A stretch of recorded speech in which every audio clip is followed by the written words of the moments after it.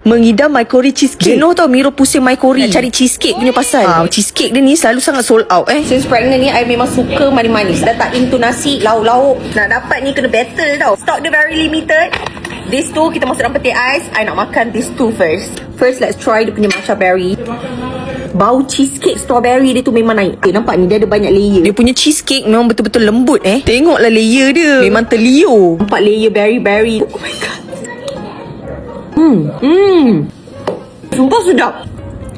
Dari layer atas sekali sampailah ke bawah, everything perfectly blend. Dia punya cheese tu very sedap, berlemak, langsung tak muak. It's very very nice.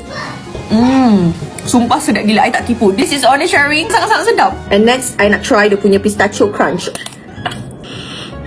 Bau kacang ni Sangat kuat Dia punya bau tu fresh macam bau lepas kopi. Dia punya kulit, it's full of pistachio. Tengok. Sumpah sedap gila.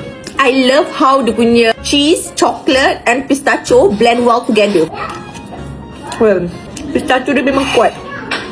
But I prefer ni lagi. This one is the best. Dah lah ramai lelaki kat rumah ni, memang sekejap je habis lah. Yo, banyak gila dia punya macam biskut-biskut teh. Uish, tengok ni.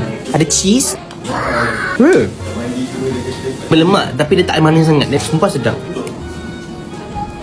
dia punya cream cheese langsung tak kedekut. Memang sedap.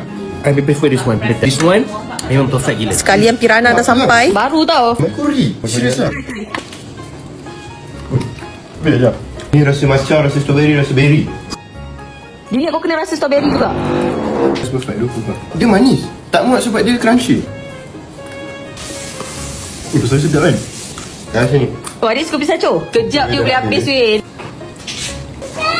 Beli 4 sekejap je habis licin